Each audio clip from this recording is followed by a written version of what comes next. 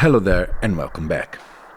Today we talk about killer combos. This is gonna be my first episode. I think that during my experimentation, sometimes I find stuff that really works well together. And I want to focus on these two, the Torso T1 and the Nord drum. Of course, I added a couple of goodies, the Empress ecosystem and the Death by Audio rooms, reverb and delay, to create a sort of setup that can allows you to play and actually have something that you can actually do a full performance with. So before going on, as usual, some way you can support my page. You can subscribe, you can share this page, you can buy from the affiliate link down below, or you can become a Patreon where I release more in-depth content. I just actually published a video on how these work together and what is Euclidean sequencing. So I think this is an Euclidean sequencer, the Torso T1, and for how it's structured, it really matched the Nord drum amazingly, and that's why I'm going to do this video. So I'll show how they work together, how you can set up to use the best part of the Nord drum sequencing with the Torso. So let's go back to what was happening here. So the Torso has 16 tracks. Each track can be used with a different MIDI channel. In this case, the Nord drum has 6 voices. Each voice has its own MIDI channel, or you can use one MIDI channel globally that could control all of them. I find that this is a killer combo because if you use each voice with a different MIDI channel, in this case I set up track 1 on MIDI channel 9, MIDI channel 10, and so on, you can not only trigger the voice, hence hearing this kind of voice. Let me first remove all the effects. So yes, you can have the simple sound, but with the Torso you can also sequence the note and add the random stuff that the Torso does. So it could be very fun, and it can lead to very improvisational and crazy stuff. So first, very quickly, how you do that. And also, let's take a step back. What is the Nord drum 2? Because I know that now they're selling the Nord drum 3. This is a drum module with 6 voices. Each voice has a full synth facilities, so you have a lot of flexibility on creating the sound, and it's mostly dedicated to rhythmical percussive sound, but it doesn't limit to that, because there's some waveform you can use as a sine wave, square wave, or whatever, so it can also be used as a melodic synth. That's really up to you. I find it that it's shine mostly for the sound, kind of percussive melodic sound. Like, I really like this kind of sound. This is, I don't know, it's a sort of gamelan percussion that tuned. So you can actually, there's a very many ways that you can set up the note here in scale, so you can trigger the different, for example, now let's trigger the single channel. So in this case, one way to use the Nord drum is having a certain note already set up. I don't know what kind of scale is that one, and then you can trigger that. Let's do a new pattern on the Torso. By now you should know more of the Torso. If you want, I have other video that I did previously, so you can check how these things work. I'm more focusing on how the Nord drum work and how these make it shine. So, for example, now I have this 6 sound, I have to set up my MIDI channel. So on torso channel, so I put track 1 MIDI channel 9, track 2 MIDI channel 10, and so on. I could have used track 1 MIDI channel 1 to 6, but then it will conflict with my other stuff, so whatever.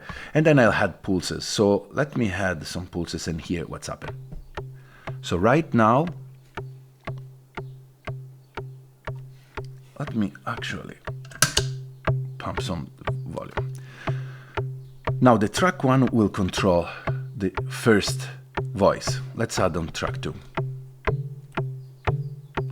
And let's make some rotation. If you want to know more about the Euclidean things, yeah, the Patreon video, it's perfect for that.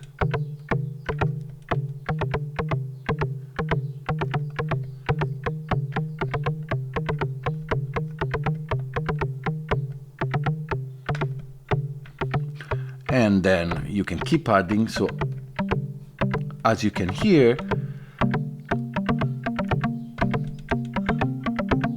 in this way, I had the scalar ready here, and adding triggers on the Euclidean sequencer, it creates something that it sounds very gamelan. I don't know if you know that kind of instrument, and I really like it. And then the moment you start adding effects,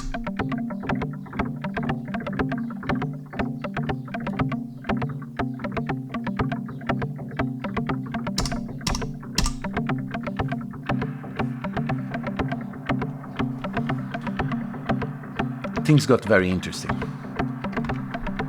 And then you can mute part and add trigger.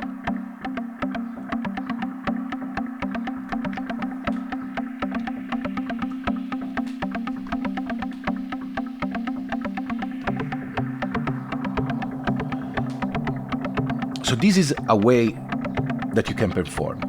Set up, in this case we are doing something melodic. Set up your scale. I have this instrument that I created and also this other one. This is still melodic, but this is made with a, let me see what is, to change what happened in the, I messed up, here we are. You just select all of these function here. So for example, double click, you go down. Spectra and wave, it's where you select the kind of wave. Now it has high, so it's made on hi-hat tone. And you can change.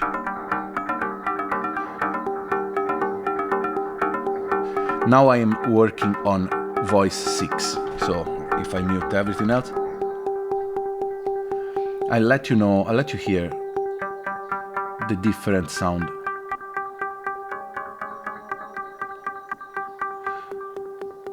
I really like this one, for example. This is ring modulation. A is like the analog, so it's modeled after like sine, square, triangle. And as you can see, you have a lot of possibility. H, I think it's harmonic something. Now I don't remember. There's the manual for that. And then you have a spectra, and wave is what decide basically your sound. Then you have timbre, that is add another layer of sound. As you can hear, the timbrical quality of the sound you choose. You can add the timbre decay, add some punch. Then you have the decay.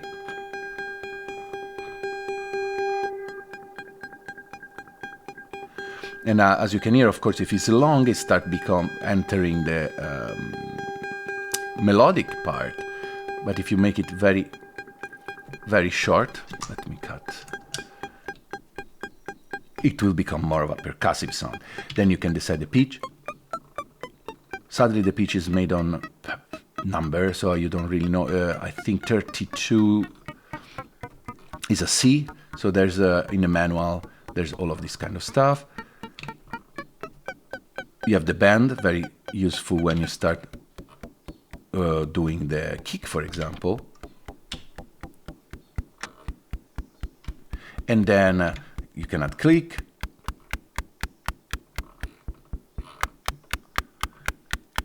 And the fun part actually, you have two sound generator. One is the tone, the other one is the noise.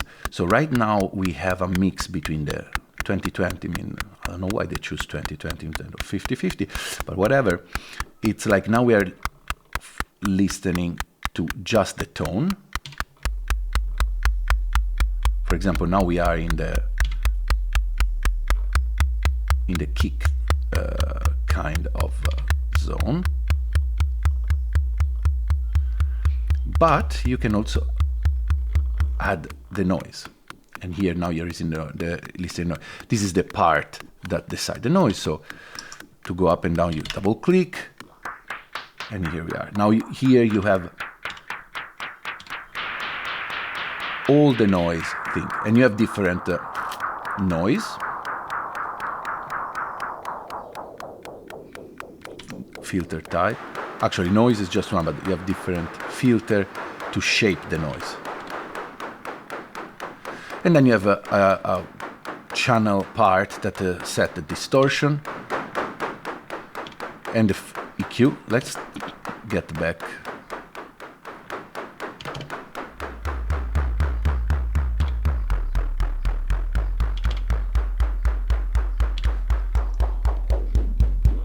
This is the EQ part. You can add echo that I didn't stop, so I won't bother, and the general level.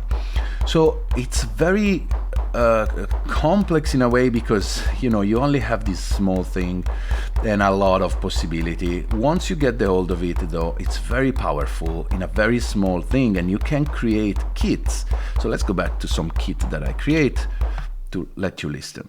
So for example, this is one I create, there's the other one, and these are like sort of percussive melodic thing. Then there's this one, and let's play some pattern to here.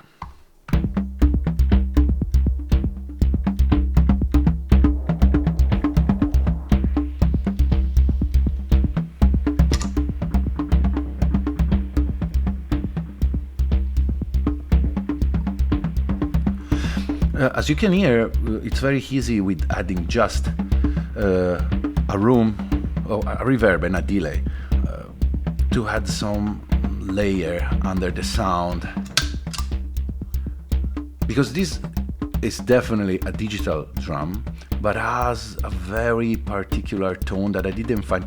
Maybe the closest one would be the electro machine drum, but it has definitely a vibe, and I really love to use it because it's different than any other machine drum that I have. But as soon as you had something like that, you're in another world. Let's hear, I'll keep this the same pattern, and let's listen to something else.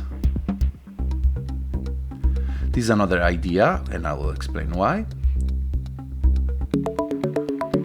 And this is another melodic. I'm really loving this kind of sound out of the Nord drum, because once you had in my live setup, when I had the kick drum, this kind of stuff really had some interesting value. Here I'm using an analog delay, and one way I really like to use the Death by Audio rooms is in the peak reverb, because I can filter out the reverb, and it's very great for performances.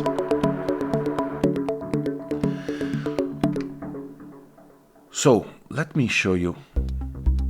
This is another kit that I did with this idea. Let's say I want to perform with this machine only. So I decided to have a kick. Let me turn on everything. A kick with some noise, and I like it's melodic, it's tuned, I think in C. So it's made out of a, let's see, a A1 sine wave. I only remember a few of them. And I had some noise, so it's like a little crunchy, there's some distortion. Then I have this percussion in a sort of snare. I don't use snare a lot, so this is tom snare, whatever. This other one, higher pitcher, all tuned. This hi-hat, and then I have a bass and a sort of lead or whatever it is, sound. So in this setup, I have 4 channels of drum and 2 channels of melodic instrument, all tuned in C. So now let's explain why it's a killer combo with the torso. Let's do a new pattern. Actually, let's use the one that I just did. Let's remove everything.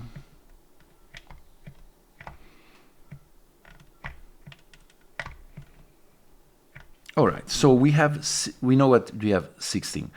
So this is gonna be my kick. And let's just create a track on the fly, a performance track. This is meant more as a combo for performance, for live performance.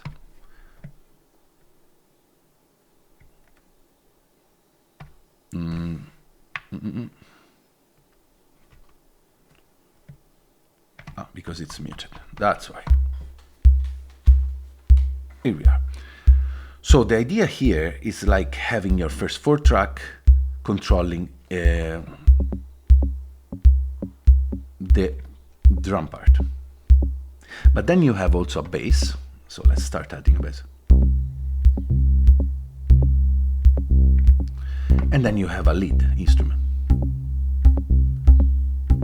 Now, you can just use it like this, but the fun part now is like these can be sequenced with notes. So let's create a sort of theme with the high pitch instrument. So what you do, you go in pitch, you select the notes you want to play.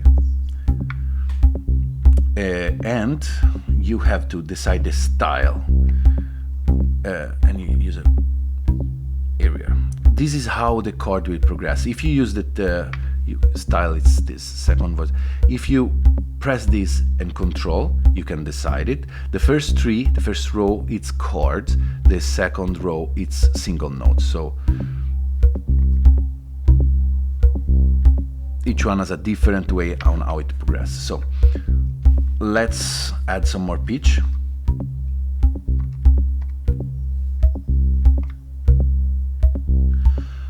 So the fun part with the torso is like you can put down the notes you wanted to play and then start messing it stuff. So let's add some repetition. Let's add now some random repetition. Actually, let's add some random pulses. Pressing random, and the thing, it will add, you know, a sort of controlled randomness for each cycle. Let's change. Another thing I didn't mention is this is velocity playable, and that is great because, for example, this is the highest velocity and this is the lowest. So we can add a little randomness in that too. And also sustain, but I didn't set up the sustain yet, so whatever. So already we have something that it's more interesting, right? Let's add more stuff. For example, let's add some variation to the bass.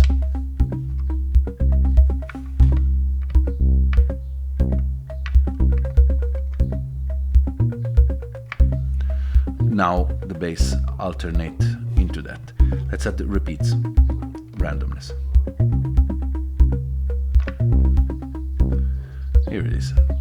Already something interesting. And these you can do once you have set up the two things really fast in real time.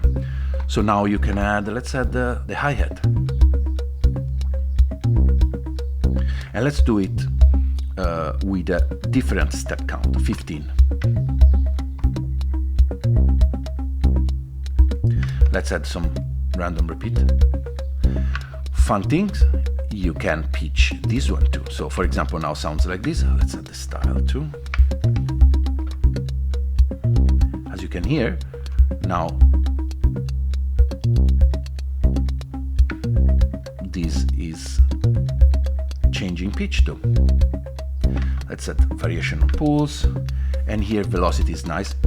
This would be the highest, the lowest. So let's put it at the highest, but add some lower velocity randomness. And let's add some timing. It will add some swing. Now we can add this other. And alright, we have something that, while it's not meant to be a masterpiece, or let's say it's a different approach. Here you are playing live, you have this setup, and you just start very easily create something. Maybe usually I have my octatrack with the Vermona. So these two things start interact each other. The fun part, alright, is when you start adding effects. And here it is. Now we start talking.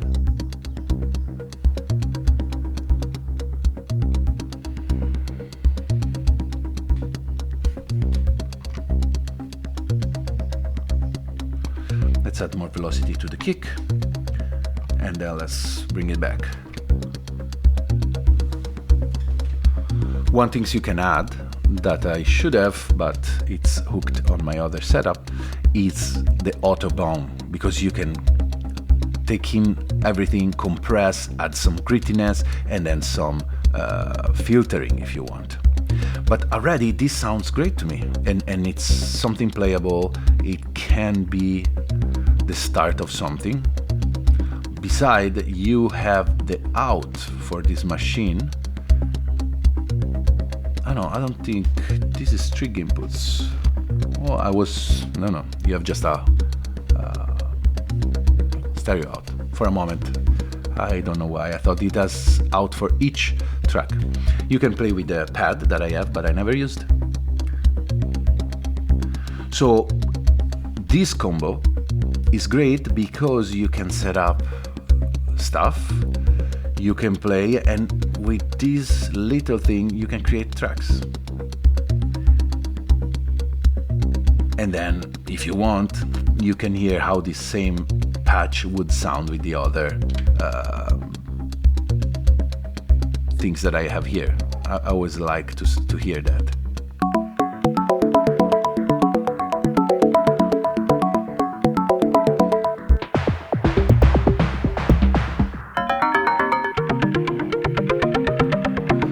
And I kinda love it, because you never know what's gonna happen and what you're gonna find.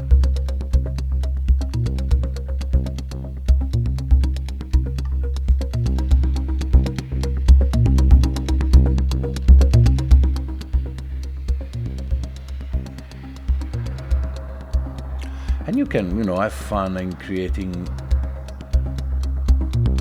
all of this transition and having. It's very important, I guess, to have, if you put effects like I did now on the master, have the chance to have a dry and an effects separate channel. I don't have it in the Empress, it's just a mix, I wish, because as you can hear, here it's great to have the dry, but also you can go fully in the effects. And then easily switch back. So the room can actually stay on your main track.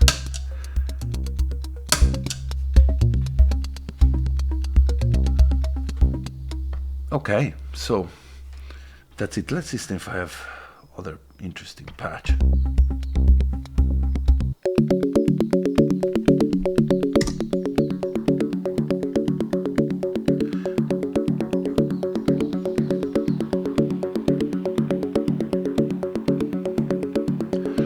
And I also like this kind of stuff. And a lot of my music, it's really rely on the small layers of sound that are hidden. And I feel these two effects in this moment had so much to the sound.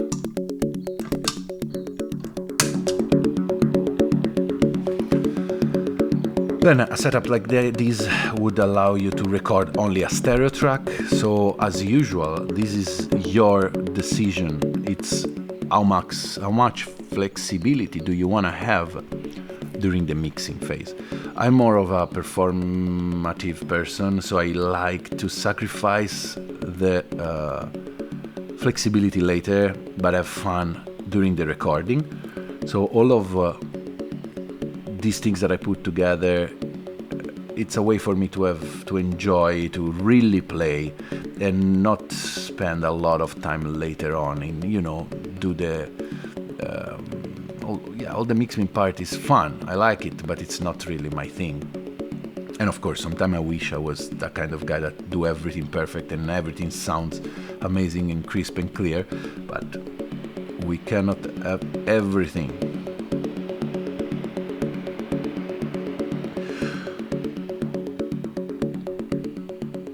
So, just to conclude the video, I think this is a killer combo, yes.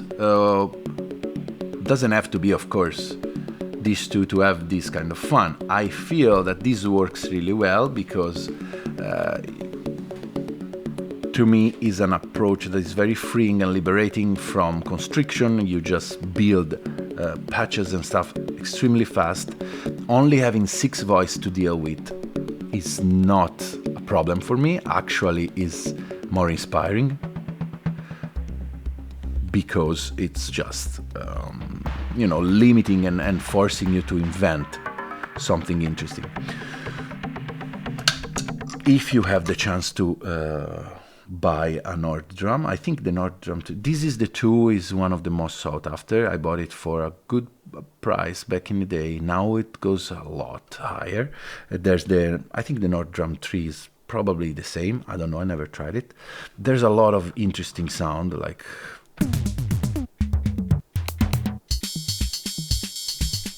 it's not really usable to me because it has this I don't know. It's not this kind of sound that I would use on my music right away. But I feel it allows you a lot of flexibility in the synth engine.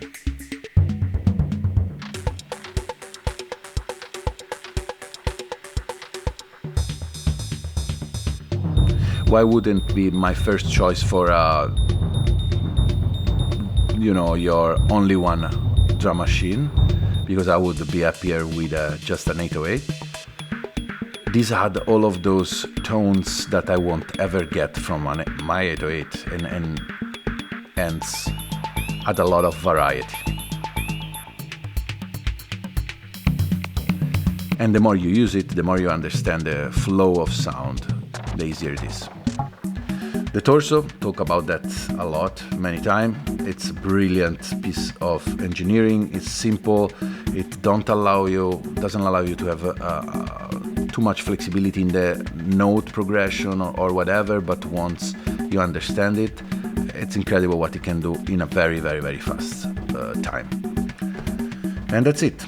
So this is gonna be my killer combo number 1. Soon with another one, number 2, of course. Thanks for watching, and I'll see you next week.